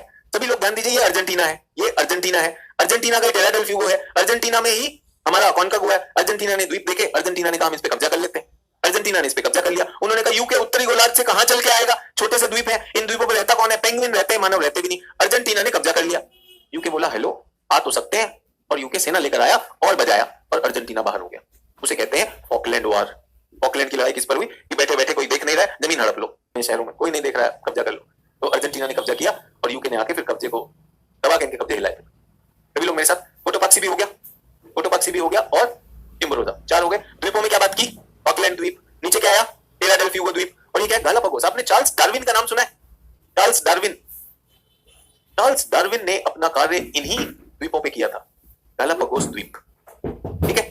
तो ये डार्विन साहब का समय हो गया। हमने इसके ऊपर भी द्वीप किए, आज द्वीप हो गए। अच्छी बात यह है बच्चों, इस महाद्वीप पे पर्वतों की श्रेणी की दृष्टि से मुझे ये परीक्षा के लिए बहुत ही उपयुक्त महाद्वीप लगता है, एक ही पर्वत श्रेणी। तो यहां पर तो क्या हो गया, इसे टिक कर दूं, इसे टिक कर दूं, कर दूं या नहीं कर दूं? ठीक है। चार्ल्स डार्विन का आपने सिद्धांत दिया सर्वाइवल ऑफ फिटेस्ट, कि इन्होंने नेचुरल सिलेक्शन, किस तरह से प्रकृति में प्रजातियां विकसित होती हैं, किस तरह से प्रकृति उनको सिलेक्ट करती है और जो फिट है वही आगे चलेगा, ये चार्ल्स डार्विन ने अपने सिद्धांत दिए थे इवोल्यूशन के लिए। मानव उत्पत्ति पे जो उन्होंने शोध किया था उनका कार्य इस द्वीप पर्वत है, किस देश के हैं, ये इक्वेडोर देश के हैं। जो बच्चे याद नहीं रख सकते, आप सोचिए इक्वेटर विषुवत रेखा पर देश है, उसका नाम है इक्वेडोर। इक्वेडोर और इक्वेडोर के ही द्वीप है गैलापागोस। यहां तक ठीक है? कल भी करेंगे दक्षिण अमेरिका। आज जो मोटी मोटी चीजें पहले उस पर काम करें। सभी लोग ध्यान दीजिए। अब क्या हम ढूंढते हैं? पठार। उत्तर अमेरिका में कितने ढूंढे थे? 6 पठार। यहाँ पे 4 ढूंढूंगा। चौका मारेंगे, छक्का नहीं मारेंगे। सभी लोग तैयार हैं? आपका चित्र बन रहा है? जिन लोगों ने चित्र नहीं बनाया तो यानी आप अपने नोट्स नहीं बना रहे, आपका ग्लास टूटा हुआ है। मैंने आपको पहले दिन से कहा है आपको लिखवाऊंगा भी, आपको चित्रों में नोट्स भी बनवाऊंगा, उनसे जुड़े सिद्धांत भी करवाऊंगा, आपको थोड़ा खींचूंगा कि एटलस में भी ढूंढो और चिन्हित भी कर लो। इन्हीं कारणों से करने के बाद अगर आपको लगे अरे यार फिर से देखना है तो फिर से देख लीजिए, करिए मजे से। तो जिन दिन का कब पूरा है वो ये काम कर रहे होंगे और आपके नंबर भी आएंगे। अभी टेस्ट होना याद है। चलिए, तो पहला पठार यहां पर जल्दी से अपनी भौतिक एटलस में देख के बताइए पूरा का पूरा हिस्सा हल्का सा पीला है कि नहीं, और कितने लोग समझ गए ये जो मैंने चित्र के साथ कुछ खेल किया है। अभी ये मैंने क्या किया बच्चों, क्या आप बता सकते हैं मैंने क्या किया है? ये मैंने इस चित्र को 3 डायमेंशनल बना दिया, 3D बना दिया। एक और डायमेंशन की उठा हुआ भाग है। ये क्या है? इस पठार की शील्ड है। कौन सा पठार? ब्राजील देश है। यहाँ पर एक देश मैंने आपको इक्वेडोर बताया, एक देश मैंने आपको अर्जेंटीना बताया और एक देश बताया ब्राजील। आज इतना ही परिचय, कल फिर सारे देशों का भी परिचय दूंगा, कल दूंगा वो, लेकिन आज केवल काम के, क्योंकि आज हम भौतिक भूगोल समझ रहे हैं। ब्राजील उच्च भूमि, ब्राजीलियन शील्ड। क्या आप भी ये बना लेंगे ताकि आपको दिखाई दे ये उठा हुआ हिस्सा है, जैसे एक पठार का सिरा होता है। ठीक है? अब कोई यहाँ पे माटो ग्रासो करना चाहता है, बोरबोरेमा, बेटा वो सब उनके छोटे छोटे नाम है। आज जो दे रहा हूं बस उतना करें। ब्राजील उच्च भूमि। ठीक है? यहां पर भी एक उच्च भूमि है। ये मैं ऐसे बना देता हूं, ऐसे बना रहा हूं, चित्र में चलेगा। थोड़ा सा कुछ लोगों ने कहा सर हमारा चित्रण थोड़ा हुआ है, ऐसा लग रहा है एक टुकड़ा जैसे ईंट रख दियो मैंने। इसका नाम क्या है? याना का पठार। याना का पठार। 2 पठार हो गए, 2 पठार। तीसरा पठार 2 पर्वतों के बीच में है। क्या कोई बता सकता है 2 पर्वतों के बीच के पठार को क्या कहते हैं? 2 पर्वतों के बीच के पठार को क्या कहते हैं?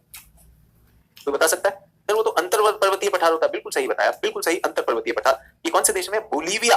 तो तीसरा देश यहां पर अभी हमने किया ब्राजील, इक्वेडोर, और जो लोग नहीं लिख पाए सर इक्वेडोर नहीं बताया, बेटा ये है इक्वेडोर। इक्वेडोर, इक्वेडोर, इक्वेटर पर ब्राजील, अर्जेंटीना, और ये क्या है? बोलीविया का पठार। कौन सा देश? बोलीविया। बोलीविया का पठार। 3 पठार हो गए, दिख गए आपके दिमाग में, छप जाएगा। कैसा है? अंतर पर्वतीय। सर यहाँ तो आपने कहा एक ही श्रेणी है। हाँ, श्रेणी यहीं पे विभाजित होगी, एंडीज के अंदर ही।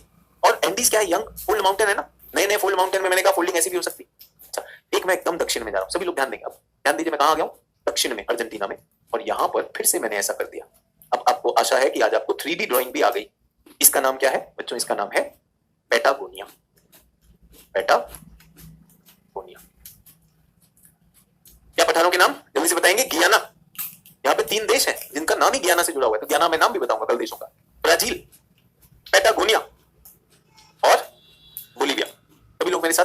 अब आपका काम क्या होता है घर जाकर या क्लास के बाद या आज जब क्लास खत्म होगी तो क्या कर सकते हैं? ये मेरी गारंटी है, ये मेरी गारंटी है कि अगर आप 6 घंटे में जो मैं पढ़ाता हूं अगर उसे रिवाइज कर लेंगे, 6 घंटे में जो पढ़ाता हूं उसे अगर आप रिवाइज कर लेंगे, अगले 2 साल तक याद रहेगा। 2 साल तक, कम नहीं कह रहा हूं। मेरे पास ऐसे भी छात्र हैं, विदेश सेवा में एक छात्र था मेरा, उसने कहा सर मैं जर्मनी में पोस्टेड हूं, वापस आ रहा था फ्लाइट से, तो मेरे साथ कोई बैठे थे जर्मनी के, मैंने उन्हें बताया जर्मनी के बारे में, बोले आप तो मुझसे ज्यादा जानते हो, सर आपसे 2 साल पहले पढ़ा था। तभी से अनुरोध है, मुझे पता है कि क्लास में जब मैंने गाड़ी चलाई तो मुझे असहज हो रहा था, हो सकता है आपको असहज हो, सर इसके लिख नहीं पाया, घर जाइए अपना राइटिंग प्रैक्टिस करिए। अच्छा, पैटागोनिया पठार है, ब्राजील पठार है, अपनी तरह से बनाइए। समझदार है, आपसे बढ़िया समझदार कौन मिलेगा? 3 चीजें होनी होती हैं, 1 पर्वत श्रृंखला और 4 पठार। गियाना पठार, ब्राजील पठार। बचा खाली क्षेत्र क्या होता है? अब तो आप सब जानते हैं खाली क्षेत्र क्या होता है। बेसिन होता है, घाटी होती है जिनमें नदियां बहती हैं। एक नदी है यहाँ पे, कौन सी? विश्व की सबसे बड़ी नदी अमेजन, जो विषुवत रेखा पर ही गिरेगी, अमेजन नदी घाटी। और यहां पर है प्लाटा नदी घाटी। इसका नाम क्या है? प्लाटा। कल सिखाऊंगा ये प्लाटा कैसे बने। अमेजन घाटी और प्लाटा घाटी, अमेजन घाटी और प्लाटा घाटी। सभी लोग ये बताइए, क्या हमने ऐसा ही काम उत्तर अमेरिका में किया था? Did we do the same thing in North America? Were you a little uncomfortable? अरे यार सोचना भी पड़ रहा है, लिखना भी पड़ रहा है। दूसरी बार मौका मिला आपको और मुझे बहुत सिद्धांत नहीं बताने पड़े। क्यों? क्योंकि वह मैं उत्तर अमेरिका में बता चुका हूं। आपकी पढ़ाई में और तेजी आती जाएगी, पैनापन आएगा, थाल आएगा, अगर आप उन चीजों को लेंगे। जो लिखना है वो लिख लीजिए और उसके बाद क्लास के बाद अपने शब्दों में लिख लीजिएगा, कोई दिक्कत। पर मेरे लिए चुनौती क्या है? मेरे लिए चुनौती है 7:30 बज गए हैं, आज की क्लास 1.5 घंटे कर रहा हूं। बहुत से लोगों ने कहा सर क्लास का समय कम कर दीजिए, क्योंकि घुटनों में दर्द होता है, तो उनके लिए आज घुटनों में दर्द मैंने रोक दिया। ठीक है, मैंने सुना है कि पठान ओटीटी पे रिलीज हो गई है, सलमान और शाहरुख खान दोनों के घुटनों में दर्द होता है। अगर उनके घुटनों में दर्द होता है तो आपके में भी हो सकता है, स्वाभाविक सी बात है। तो क्लास तो 1.5 घंटे कर दी मैंने, तो टेस्ट तो लेना है। मैं ज्यादा इच्छुक हूं टेस्ट के लिए। यहां तो मैं आपको बहुत असहज करता हूं। आप एक बात बताइए, टीचर का काम केवल सिर्फ आपको सहज करना है या आपको आपके कंफर्ट जोन से खींचना है? अगर मेरा वो काम है तो मैं निश्चित रूप से करूंगा, बहुत चीजें लिखवाऊंगा भी, कुछ में तेज जाऊंगा, कुछ में धीरे जाऊंगा। और आप विश्वास करिए यार, हमारी क्लास तो वीडियो क्लास है, रिकॉर्डेड है, फिर से देख सकते हो, आपको तो चिंता ही नहीं होनी चाहिए। आप सोचिए ऑफलाइन वाला बच्चा जो भी देता है, यहाँ पे दिल्ली में लाखों रुपए फीस देता है और एक ही बार सुन सकता है, और आप घबरा रहे। बताओ यार, सही कह रहे थे सलमान शाहरुख, नए लड़कों से होगा नहीं, करना तो हमें ही पड़ेगा। चलिए टेस्ट ले लो। सभी लोग कितने लाएंगे? 15/15। जिन लोगों को डर भी लग रहा है नहीं यार मुझे याद नहीं होगा, अगर आपने प्रक्रिया फॉलो की थी तो वो याद रहेगा। जल्दी से बीच में जो लोग पहली बार आए थे बच्चों, आज आपको मानचित्र बनाना नहीं आता तो ये क्लास आपको सहज नहीं लगेगी। अब तो ट्रायंगल भी बना दिया मैंने और ये भी बना दिया मैंने, साथ में ऐसा भी किया। और मेरा थोड़ा सा मन बदल गया है। आज का टेस्ट 20/20। अरे सर मार ही डालो। रेडी है? रेडी है? 20/20। वो सर और पढ़ा दीजिए। अरे यार कुछ तो लोगों के घुटने का दर्द का ख्याल रखने दो ना, मुझे बुढ़ापा आया था, ऐसी क्या बात है यार। चलिए शुरू, चलिए आसान से शुरू करते हैं, आसान से शुरू करते हैं। पहली एंट्री, सभी लोग जो लोग पहली बार टेस्ट दे रहे हैं, मैं लिखता हूं, आप केवल चिन्हित करते हैं। पहली एंट्री है कर्क रेखा, ट्रॉपिक ऑफ कैंसर। कर्क रेखा जल्दी मार्क करेंगे, आपको सिखाया जा चुका है। कर्क रेखा हमें जलवायु में मदद करेगी। दूसरी मकर रेखा, ट्रॉपिक ऑफ कैप्रिकॉर्न। सर हम टेस्ट नहीं देते, हम बस समझते हैं। बेटा समझना बेवकूफी है कि आपको लग रहा है आता है, अगर टेस्ट में नंबर नहीं आया तो क्या समझ रहे थे। नंबर तीन पनामा जल संधि, नहीं पनामा कनाल है, पनामा नहर। अब आपको पता है पनामा नहर कहां है। नंबर चार है एक देश जिसका नाम है बेलीज देश। अब आपको ध्यान देना कहां पर है। कुछ द्वीपों पर आज चर्चा चाहता हूं। पहला है गालापागोस द्वीप, यहां चार्ल्स डार्विन ने काम किया था, मार्क कर दीजिए, वहां 5 नंबर लिख दीजिए। ये नंबर वो है जिसमें अर्जेंटीना और यूके में छिड़ गई जंग, फॉकलैंड। 7 नंबर उस समुद्री लुटेरे ने जिसने स्पेन की नाक में दम कर दिया, ब्रिटेन की रानी ने जो उसको जहाज देकर भेजे थे, उसके नाम पर पड़ा ड्रेक्स पैसेज। विश्व के महान नाविक जिसने पूरी की पूरी पृथ्वी की परिक्रमा ली सागरीय रास्ते से, विमान मैगेलन जल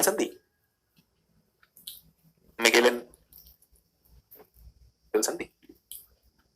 विश्व का सबसे ऊंचा सक्रिय ज्वालामुखी ओजस डेल सलाडो। विश्व का सबसे सक्रिय ज्वालामुखी ओजस डेल सलाडो। 10 नंबर में मुझे चाहिए जहां से आते हैं उसेन बोल्ट और क्रिस गेल, एक द्वीप जमाइका। 11 नंबर में मुझे बताएंगे एक सुप्त ज्वालामुखी फोटोपाक्सी, एक सुप्त ज्वालामुखी, सक्रिय नहीं है। 12 नंबर में मुझे बताएंगे आप लोग, ठीक है, गियाना का पठार। और 13 नंबर पर एक अंतर पर्वतीय पठार, इसे बोलीविया का पठार कहते हैं, बोलीविया का पठार। 14 नंबर पर आप मुझे बताएंगे पैटागोनिया का पठार, गियाना पठार, पैटागोनिया पठार। और 15 आप मुझे बताएंगे अमेजन नदी की घाटी। अमेजन नदी की घाटी कहां पर है? सर घाटी कैसे दिखाऊं? उस क्षेत्र को शेड कर दीजिएगा। 15 हुए दक्षिण और केंद्रीय अमेरिका से। अब बोनस के 5 कल को चेक करते हुए हम करेंगे। मुझे चाहिए मिशिगन झील, जो पूर्ण रूप से संयुक्त राज्य अमेरिका में है, मिशिगन लेक। 16 के बाद आया 17। देखें कितने लोगों को याद है ये, अभी भी कितने लोग इसे याद रखते हैं। आज हमने एक प्रायद्वीप की बात की, यूएसए में ABCD वाला। क्या नाम था उस प्रायद्वीप का? फ्लोरिडा प्रायद्वीप। 17 नंबर डालिएगा। और उसी में ABCD में हमारे एक द्वीप है बहामास। उसके बाद 19 नंबर में मुझे उत्तर अमेरिका के मरुस्थल चाहिए। उत्तर अमेरिका में एक मरुस्थल है और 20 नंबर भी एक मरुस्थल है। उत्तर अमेरिका और 20 नंबर भी मरुस्थल है। इस मरुस्थल का नाम क्या है जल्दी से बता दो। दक्षिण अमेरिका के मरुस्थल का नाम अटकामा, और इसके मरुस्थल का नाम क्या है? बहुत सारे हैं, सोनोरान है, मोहाव है, लेकिन हमने क्या लिखा था? कैलिफोर्निया। मैंने कहा आपको खींच रहा हूं, आप परेशान हैं मुझसे कि ये लिखवा भी रहे हैं, दिखा भी रहे हैं। अभी आपको बहुत कॉन्फिडेंस आएगा कि आपको लगेगा यार मुझे तो 20 के 20 याद आ रहे हैं। आ रहे हैं नहीं आ रहे याद? जो लोग क्लास में खींचने को तैयार थे, जो लोग मुझसे नहीं लड़ रहे थे, उन्हें लग रहा हाँ यार ये 20 आ रहा है, दिख रहा है 19, अरे एक रह गया यार, वो वाला बिल्कुल नहीं आ रहा, कोई बात नहीं आज रिवाइज कर लूंगा। 18 20 चाहिए 20 थे। शुरू करूं मैं चलिए। तो मुझे लगता है कि पहला है कर्क रेखा का नियम क्या था? सी के बीच में से काटूंगा इसको, नंबर 1। नंबर 2 मकर रेखा, इस सी के नीचे से काटूंगा। तो और मुझे पता है इन्हीं पर मरुस्थल बनते हैं, तो मेरा 19 और 20 यहीं पे निकल जाएगा। 19 और 20 सिद्धांत से काम कर लिया मैंने। ये अटकामा है और ये हमारा कैलिफोर्निया। सीधा 1 2 19 20 सॉल्व हो गए कि नहीं हो गए? जल्दी से बताइए। 1 2 हो गए। 3 में पनामा की नहर, अरे भाई ये तो बहुत सही है, हमें पता है पनामा की पूरी अर्थव्यवस्था इस पे चल रही भाई, भारत को भी जरूरत है। 4 नंबर बेलीज देश, चल आपने बताया था बिग हैन, यहां मैक्सिको खत्म होगा और यहां पे आ जाएगा बेलीज, तो बेलीज क्या है? 4 नंबर बेलीज, बिग ग्वाटेमाला, हैन से क्या था? होंडुरा, एल साल्वाडोर, निकारागुआ, उसके बाद कोस्टारिका और पनामा। याद है? साथ के साथ क्रम में याद है। उनकी राजधानी आज दोहरानी, आज मैंने कोई राजधानी का टेस्ट नहीं लिया, कल ले लूंगा। गालापागोस, सर ये तो यहां पर है, चार्ल्स डार्विन ने यहां काम किया था। 5 ये चार्ल्स डार्विन काम के, वो नित्यानंद वाला द्वीप मत ढूंढिएगा, वो भी यहीं कहीं पे जाके अपना द्वीप बनाया है, स्टेट ऑफ नित्यानंद, न जाने क्या क्या खेल खेल रहा है। नंबर 6 फॉकलैंड, सर यहां पर है, लड़ाई हुई थी। नंबर 7 सर ड्रेक्स का पैसेज ये है, श्रीमान ड्रेक्स यहां से निकले थे। सर श्रीमान क्यों कह रहे हो? समुद्री लुटेरा था, उसने जो काम कर दिया वो अच्छे नहीं कर पाए, पूरे देश के साम्राज्य को हिला डाला एक समुद्री लुटेरे। मैगेलन कहां से निकले? इस संकरे क्षेत्र से निकले और उनको प्रशांत महासागर बहुत ही शांत लगा, उन्होंने उसका नाम रख दिया प्रशांत। मेरा व्यक्तिगत अनुभव यह है प्रशांत महासागर अगर कुछ है तो वो है अशांत। चाचा की किस्मत अच्छी थी कि शांत मिल गया और वो जिंदा पहुंच गए, अगर प्रशांत अपने मूड में होता ना चाचा यहीं दफना दिए गए होते। किस्मत थी, कोई बात नहीं, अब तो मैगेलन का नाम पड़ गया तो पड़ गया, तो ये हो गए मैगेलन साहब।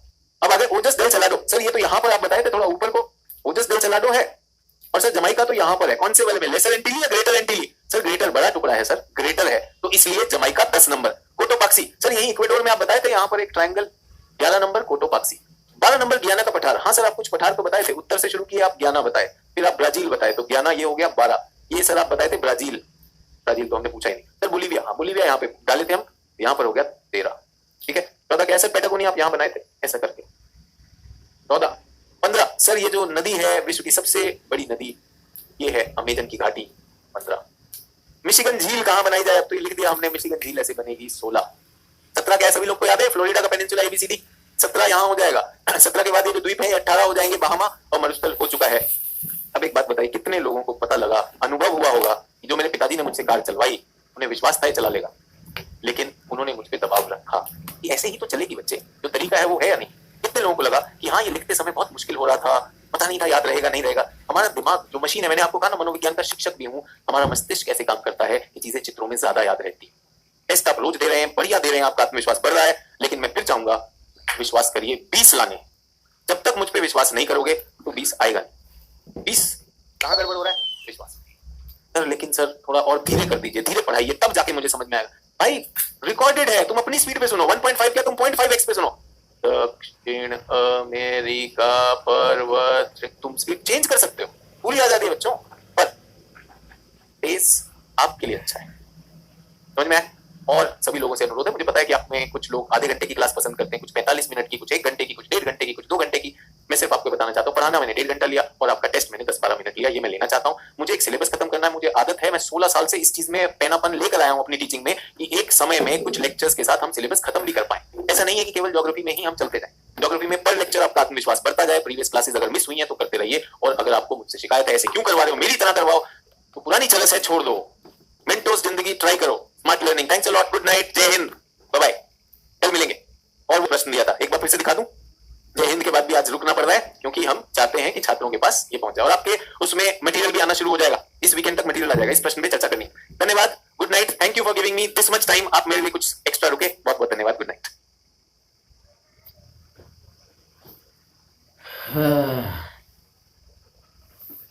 बस